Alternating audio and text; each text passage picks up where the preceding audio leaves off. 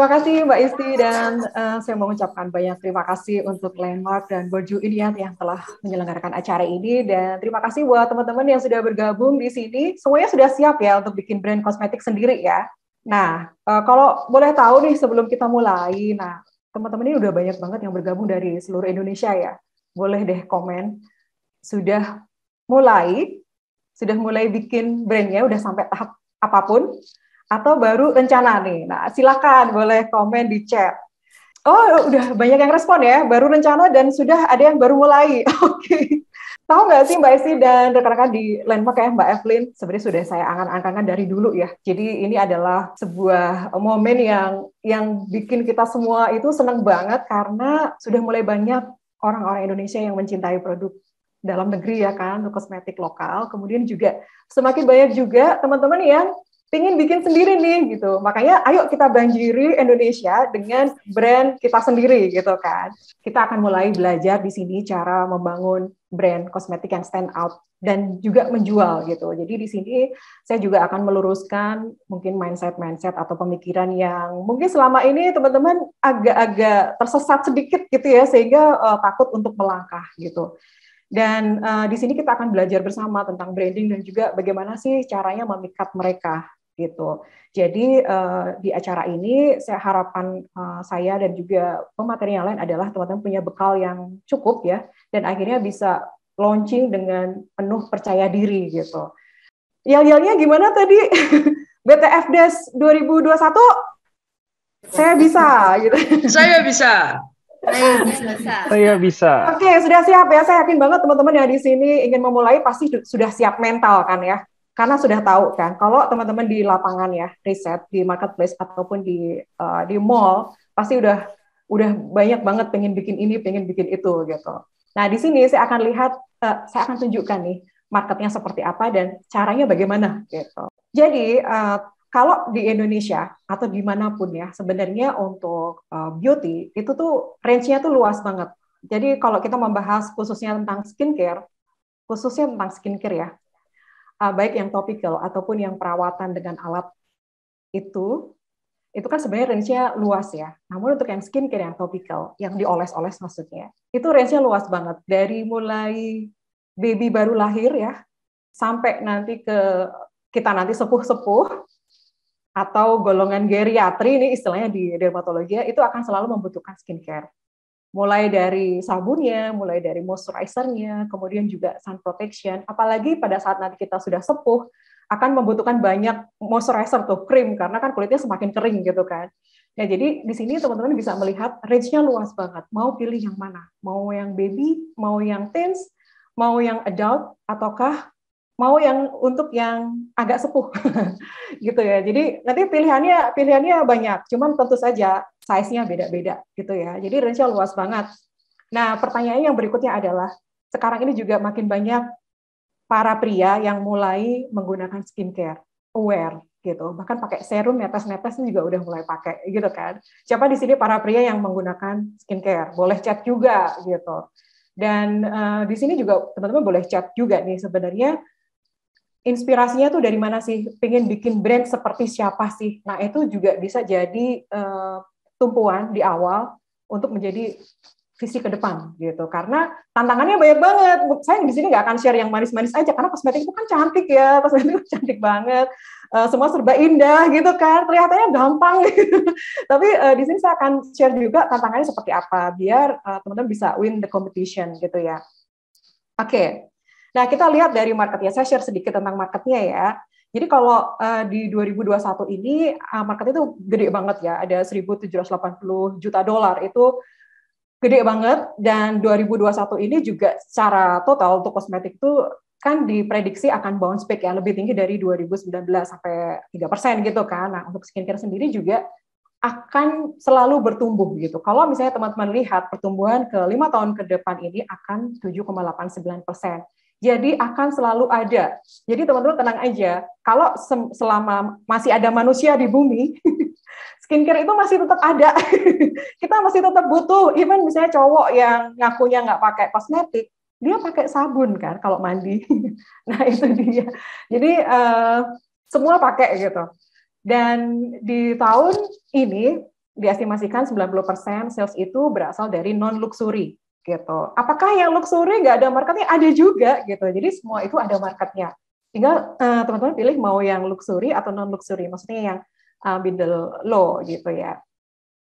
Nah, kemudian bagaimana sih untuk yang skincare growth-nya di Indonesia ini? Teman-teman lihat di sini ya, ada pertumbuhan yang cukup baik dari face care dibandingkan dengan yang body care.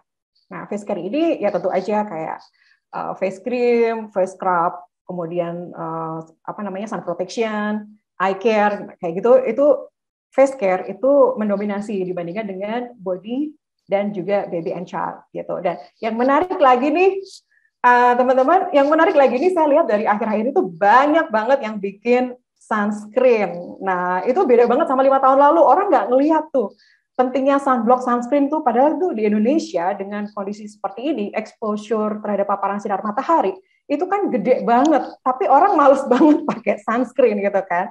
Terus kemudian juga, teman-teman harus sadar juga bahwa sunscreen adalah anti-aging terbaik. Kenapa?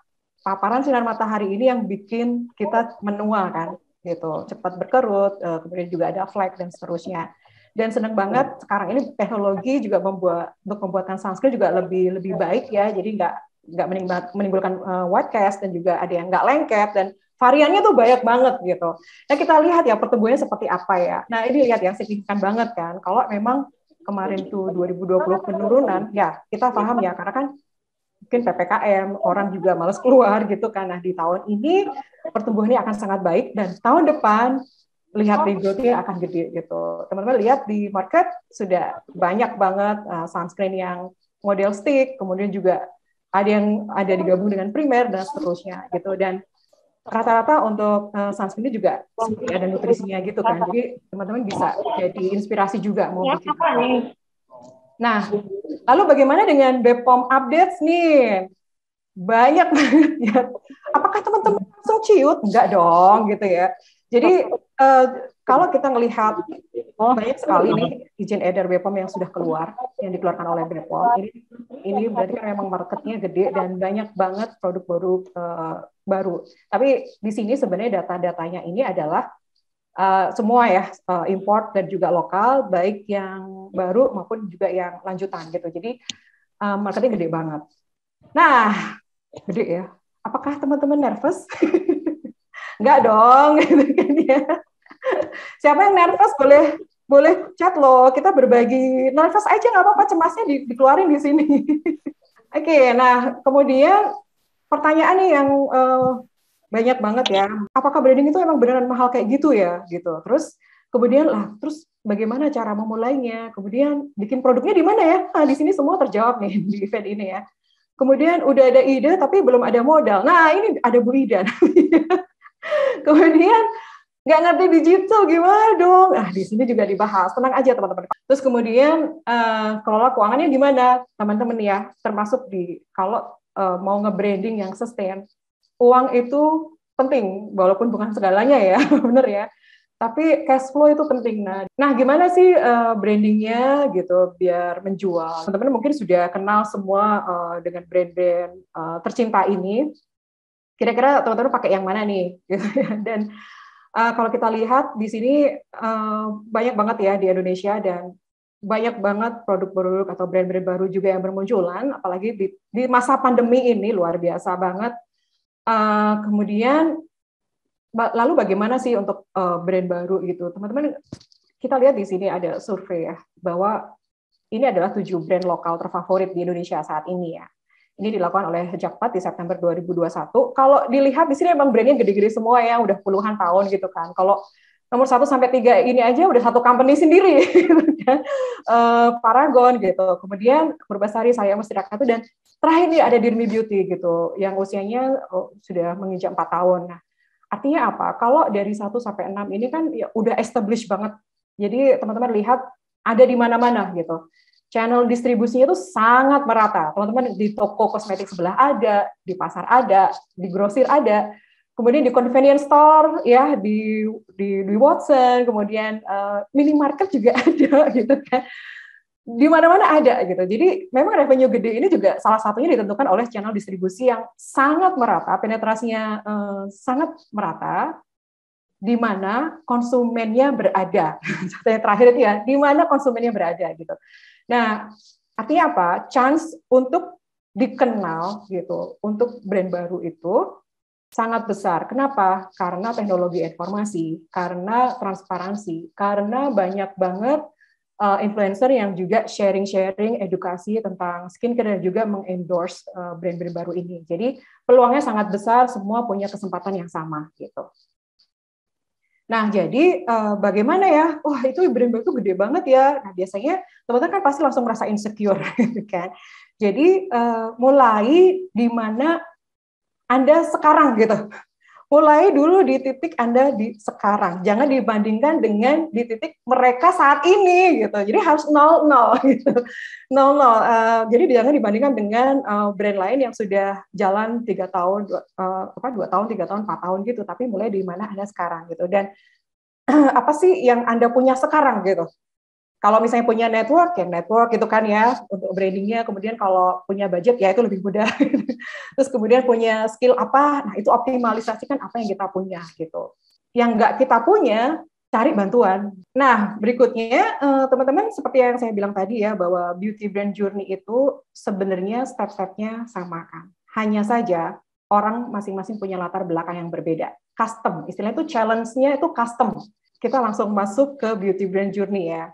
Nah, jadi kalau sekarang ini teman-teman hanya pusing pada saat mau bikin produk, pusing dengan bikin produk apa ya, produk harus mengandung key ingredient apa ya, wah harus inovasi ini dan itu. Ingat ya bahwa di lapangan nanti produk bagus saja tidak cukup. Produk bagus yes harus, berkualitas yes harus gitu. Tapi produk bagus saja tidak cukup. Oke.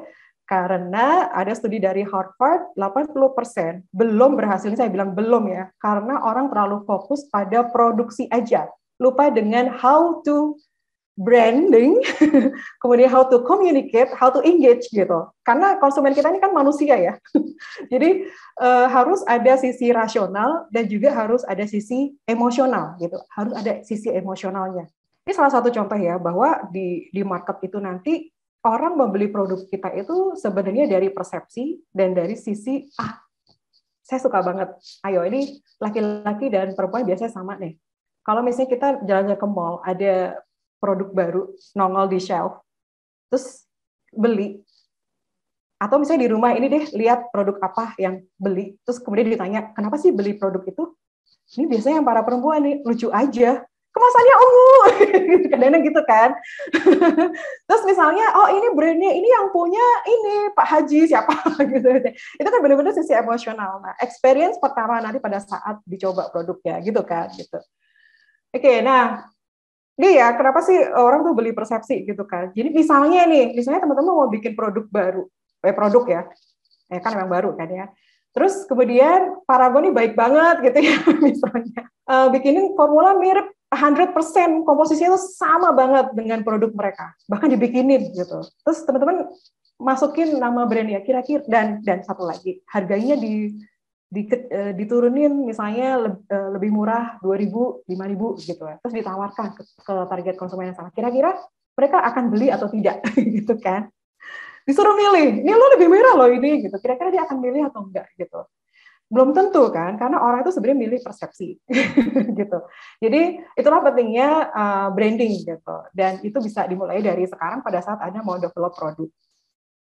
Nah, jadi untuk saat ini kalau sekarang ini komunikasi teman-teman ya, terutama untuk yang sudah mulai hanya ngomongin kehebatan produk, ini loh produk saya mengandung ini, mengandung itu.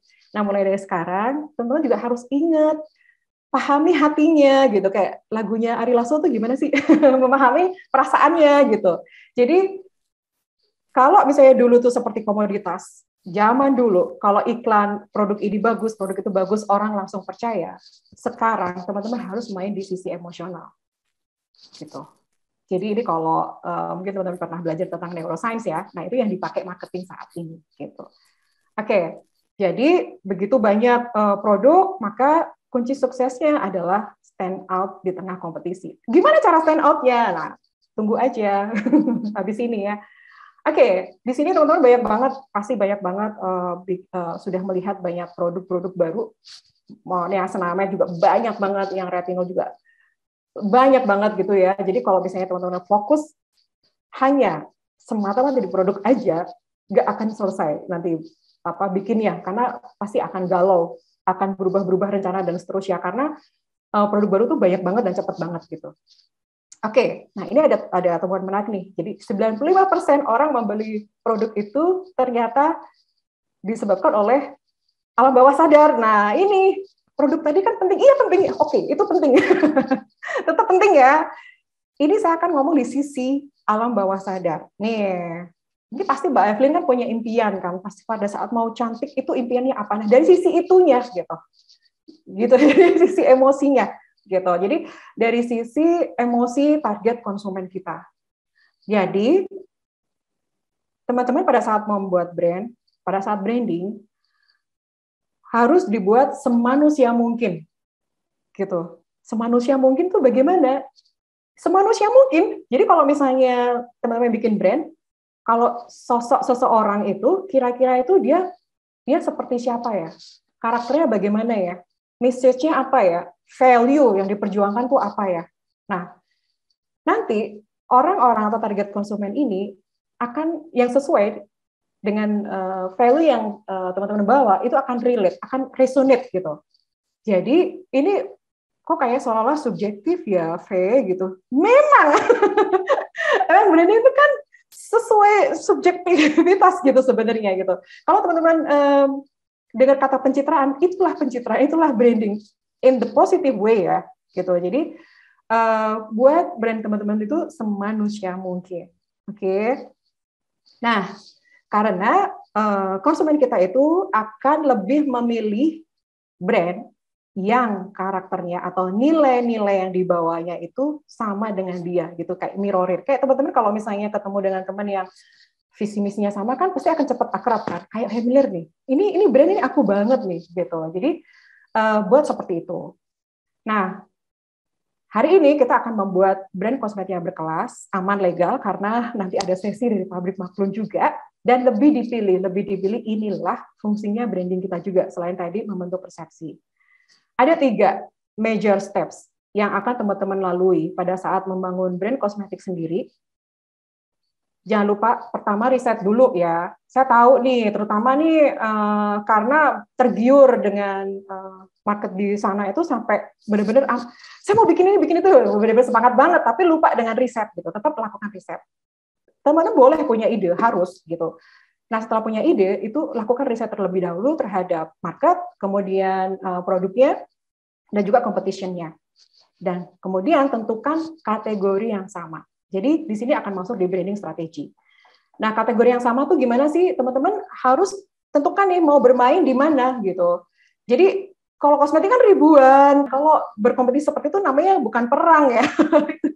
Itu tersesat gitu. Jadi harus tentukan kategorinya dulu nih. Kategorinya apakah misalnya saya mau yang halal muslimah, ya kategori yang muslimah gitu kan ya, atau misalnya mau natural premium, atau misalnya apalagi yang scientific innovation atau scientific dan natural, dan segmennya juga ditentukan dulu mau middle up, premium atau yang middle low. Jadi nanti di situ akan ketemu juga nanti saya akan berkompetisi dengan siapa ya, karena kan target konsumennya sama gitu kan. Jadi tentukan itu. Nah, di sini nanti sebenarnya goal-nya adalah untuk menciptakan emosional. Ini belum, maksudnya emosional ya, jadi jangan pikirin jualan dulu nih. Jadi untuk menciptakan emosional gitu. Nah, kemudian di sini nanti teman-teman akan membuat namanya brand guideline. Brand guideline itu kayak seperti pedoman. Pedoman itu nanti dia tuh logonya seperti apa sih, terus color-nya seperti apa, personality-nya seperti apa, tone-nya seperti apa. Nah, di sini gitu. Nah, kemudian in parallel teman-teman tadi sudah punya ide produknya. Nah, sekarang buat produk konsepnya. Konsepnya itu mau seperti apa sih gitu. Terus kemudian untuk masalah apa? Masalahnya, terus solusinya apa? Setelah tahu solusinya nanti akan tahu yang ditawarkan apa, yaitu ingredient-nya apa aja sih gitu. Jadi klaimnya mau apa sih gitu, untuk apa? Nah itu. Jadi kalau misalnya branding itu kan juga banyak juga ya klaim-klaimnya. Jadi tentukan dulu. Nah di sini teman-teman akan bekerja sama dengan pabrik Maklun gitu. Dari produk konsep dan development ini, teman-teman akan punya solusi. Produk sama dengan solusi. Gitu. Nah, selanjutnya, lalu bagaimana ya? Ini baru ngomongin jualan nih, marketing strateginya seperti apa. Jadi di sini teman-teman nanti akan tentukan dulu kan produk USP, kemudian juga harganya tuh harus berapa ya. Kalau misalnya tadi di kategori yang di bawah di sini, sudah tahu segmennya ada di mana, teman-teman bisa tentukan harganya, baik dari sisi internally ataupun dari sisi persepsi. Saya mau harga saya dipersepsikan mahal. Maka pertanyaan berikutnya adalah, pantas nggak dihargain mahal? Nah, lihat lagi masalah brandingnya, komunikasinya gitu kan. Nah, kemudian jualnya di mana ya? Di platform apa ya? Terus gimana cara jualannya ya? Nanti sama sesinya Mbak Evelyn. Nah, terus kemudian kampanye seperti apa ya? Nah, itu ada di marketing strategi. At the end, nanti teman-teman akan launch. Di launch ini bukan akhir perjalanan, tidak. Itu adalah awal. Gitu ya. Dan ini adalah tujuannya adalah sudah revenue gitu untuk marketing strategi ya. Oke ya. Nah, lalu bagaimana sih untuk develop brand-nya? Nah, teman-teman di sini ingat bahwa brand itu adalah persepsi dari semua yang melekat di brand tersebut. Baik di kemasan, kemudian di toko, di marketplace, di kantor, bahkan di orang-orang yang mewakili brand itu akan menciptakan persepsi. Jadi, ketika nanti udah punya brand guideline, itu harus diaplikasikan ke seluruh perusahaan, ke seluruh member di perusahaan tersebut, teman-teman, gitu ya. Jadi jangan foundernya aja gitu. Jadi semuanya harus sama gitu. Oke, jadi ada 3 step. Brand strategi dulu, the why, alasan teman-teman membuat brand ini, bisnis ini. Mau bisnis Kak Vera? Ya iya. Tapi why-nya apa yang bisa relate dengan target konsumen kita gitu. Terus kemudian nilai-nilai yang diperjuangkan apakah misalnya nih ya sustainability gitu kan, fair trade ataukah misalnya education, kemudian gender equality dan seterusnya gitu. Jadi value yang diperjuangkan itu apa? Orang-orang yang punya value dan belief yang sama akan memilih brand teman-teman gitu. Dan sekali lagi tadi yang personality-nya seperti apa ya. Jadi itu juga jangan lupa. Nah, dari yang sudah kita buat, maka bagaimana cara mengkomunikasikannya ke semua touch point dari konsumen kita, di mana mereka berada. Apakah harus dieksekusi semua? Sesuaikan dengan prioritas dulu, sesuaikan dengan budget dulu nih teman-teman. Kan 360 derajat ya, online, offline gitu kan. Sesuaikan dan pilih prioritas dulu yang paling cepat menghasilkan gitu. Nah, kemudian disitulah nanti pada akhirnya kita akan melihat persepsinya sama nggak ya dengan yang kita rencanakan gitu. Nah, aktivitas atau proses manajemen dalam membentuk persepsi ini dari waktu ke waktu sampai selamanya brand ini ada, itu adalah branding gitu. Oh, ternyata branding itu nggak cuma iklan ya. Iklan itu salah satu aja, tapi kalau misalnya teman-teman nggak ada budget ya nggak apa-apa gitu kan. Dengan tadi misalnya dari platform gitu kan, dengan cara komunikasinya, kemudian dari sisi kampanye itu juga bisa gitu, sesuaikan aja dengan kemampuan gitu.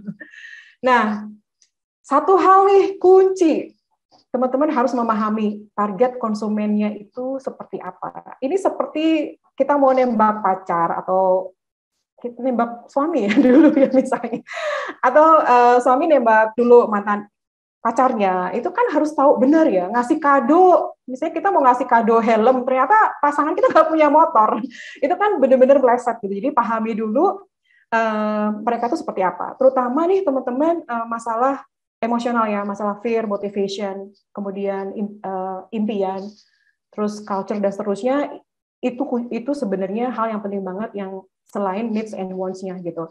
Nah, ini dilihat di sini misalnya kalau influencer itu mereka itu ngikutin siapa sih untuk membuat keputusan itu juga penting banget. Makanya teman-teman harus punya customer persona nih, gambaran konsumen saya itu seperti apa sih? Saya kalau ngomong sama mereka tuh kayak gimana sih harusnya kayak gitu. Oke ya. Terus kemudian jangan lupa nanti di akhir tahun, misalnya udah 1 tahun berjalan, persepsinya itu nanti dites nih, disurvei, apakah persepsi yang ada di konsumen itu sama nggak dengan yang kita rencanakan. Kalau sama, berarti on track. Gitu ya. Nah, ini salah satu contoh, misalnya Sensasi Botanica ini kan udah berawal dari keinginan untuk menjadi a village-based profit sharing company kan ya, jadi 20% profitnya itu memang dibagi untuk karyawan lokal gitu ya, untuk orang Bali gitu kan. Ini benar-benar menginspirasi banget kan. Jadi ada the why-nya dan ada value-nya gitu. Nah, Kemudian dari sisi positioning juga Bali's Best Natural Skincare gitu. Jadi dari sini teman-teman kelihatan kan dari sisi komunikasi, kemudian dari sisi tampilan, looks-nya itu konsisten gitu. Baik mau yang masuk ke marketplace manapun, dan kalau teman-teman lihat di bahasanya itu juga konsisten banget. Bahkan kalau misalnya di pabrik pun juga looks-nya sama gitu kan. Itulah nanti pentingnya teman-teman membuat brand guideline di awal gitu. Nah, jadi teman-teman era sekarang branding and marketing adalah it's not about you but them, tentang mereka, tentang konsumen. Untungnya buat saya tuh apa sih kalau pakai ini? Saya merasa bagaimana sih kalau produk ini? Itulah kenapa untuk sekarang ini kalau teman-teman jor-joran iklan hanya menceritakan tentang kehebatan produk, sepertinya kurang efektif gitu ya. Jadi sudah mulai sekarang pikirkan dari sisi emosional mereka dan kebutuhan mereka. Oke. Nah, sekarang tadi saya sempat share sedikit ya bahwa konsumen itu sekarang ingin cepat, nyaman, mudah gitu. Kalau teman-teman ke klinik kecantikan aja kan ngobrol sama dokter udah nggak lagi meja sama kursi kan kayak di poliklinik gitu kan, tapi udah sofa gitu. Jadi terus untuk belanja kosmetik di mall juga udah enak banget gitu. Kemudian untuk belanja di online juga harus cepat banget, kemudian customer service-nya bagus banget. Jadi ingat bahwa konsumen sekarang itu mau yang cepat, nyaman, mudah gitu. Nah sekarang kalau misalnya dulu itu kita fokus di saya 4P gitu kan ya, sekarang sudah masuk ke apa ya sih yang mereka rasakan nih, harganya worth it nggak sih buat saya, value-nya apa ya, kayak gitu kan. Terus harus convenient dan juga promosinya itu sudah berubah ke conversation gitu, jadi harus ada dua arah gitu. Nah pada akhirnya tujuannya adalah untuk menciptakan experience yang baik, mereka engage, terus mereka nunggu-nunggu, ada apa lagi nih gitu. Terus kemudian mereka akan membela brand Anda gitu, dan bahkan mau merekomendasikan secara sukarela. Pada intinya nanti teman-teman nggak, mungkin budget untuk influencer akan lebih berkurang loh kalau misalnya punya orang-orang yang seperti ini gitu kan. Nah, saya punya formula nih buat teman-teman ya untuk menggain trust. Ingat bahwa branding juga ingin menciptakan trust. Apapun yang kita komunikasikan adalah ingin mendapatkan kepercayaan dari mereka. Berhubung saya orang chemistry, jadi ya sorry banget ya saya pakai Erlenmeyer ya. Jadi formulanya R3C1 nih. Apa aja sih itu? Review, ya kan? Kemudian ratingnya, rekomendasi, dan kolaborasi. Nah, yang terakhir ini kan lagi seru-serunya nih ya. Jadi untuk kolaborasi ini bisa membuat teman-teman langkahnya lebih cepat gitu. Jadi misalnya dengan brand A, teman-teman brand B, nah irisan inilah yang akan menjadi tambahan konsumen Anda nanti gitu. Bisa lebih cepat. Tapi ingat satu lagi, relevan nggak dengan visi misi brand teman-teman dan juga target konsumen teman-teman juga gitu. Relate nggak gitu. Oke, jadi kalau ada trust, pasti ada sales, bener nggak? Kalau misalnya no trust, no sales, as simple as that, gitu. Jadi kesimpulannya bagaimana? Gimana sih kalau misalnya mau branding tapi juga bisa menjual gitu? Jangan lupa teman-teman, tadi produknya itu untuk apa dan untuk siapa? Pertama. Terus kemudian kalau mereka pakai, apa aja sih yang didapat gitu? Pentingnya buat saya apa sih? Jadi kalau misalnya mau bikin produk tuh pikirin lagi pentingnya buat saya apa ya. Ini teman-teman sering kan jalan-jalan ke mall ditawarin produk tiba-tiba langsung kayak hesitant gitu kan. Jadi seperti itulah bayanginnya gitu. Terus kemudian yang terakhir adalah kalau mereka pakai produk ini, mereka merasa menjadi apa? Merasa bagaimana? Salah satunya kalau misalnya ini persepsi kayak gini ya. Wah, ini berarti kalau yang pakai kaf itu orang-orang soleh loh. Oh, ini orang-orang hijrah loh. Nah, kalau Mbak Isti mungkin mikirnya ini calon saya nih, cowok-cowok kaf gitu. Ya kan? Lalu kalau saya ini cowok idaman saya nih gitu. Lihat sekali ya Bu ya. Terlihat kan gitu. Jadi seperti itulah gitu. Nah, ingat teman-teman bahwa produk itu mudah banget ditiru. Tapi brand itu nggak bisa, karena brand itu hubungan spesial. Hari ini mungkin banyak yang senang, nanti ada teknologi baru lagi, ada lagi. Dan siapa yang akan memilih produk kita? Ya our tribe gitu, geng-geng kita ini gitu loh. Jadi seperti itu ya. Nah, key success branding nih teman-teman saya sarankan ada 3 hal ya. Pertama, distinctive, relevan, dan konsisten. Biasanya saya tahu nih, apalagi yang anak-anak muda zaman sekarang tuh baru develop brand tuh udah galau, mau berubah ABC, balik lagi ke A gitu kan. Jadi 3 hal ini penting banget agar brand teman-teman tuh awet gitu ya dan dicintai gitu. Pasti bisa ya teman-teman ya. Nanti ada sesi tersendiri kalau masih ada pertanyaan. Oke, jangan lupa Mulai nih dengan kan. yoga ya Bu ya. Iya benar. Oke ya. Nah, ini kalau misalnya teman-teman mau belajar lebih lanjut di rumah ataupun sendiri mandiri, bisa belajar dari Beauty Biz Masterclass di sini. Dan juga teman-teman juga bisa belajar atau belajar dari sharingan saya ya di veraokta.com. Teman-teman bisa download Beauty Brand Journey Guide-nya, kemudian juga baca-baca tentang skincare dan juga teknologi. Dan sekian, terima kasih. Silakan saya kembalikan ke Mbak Isti.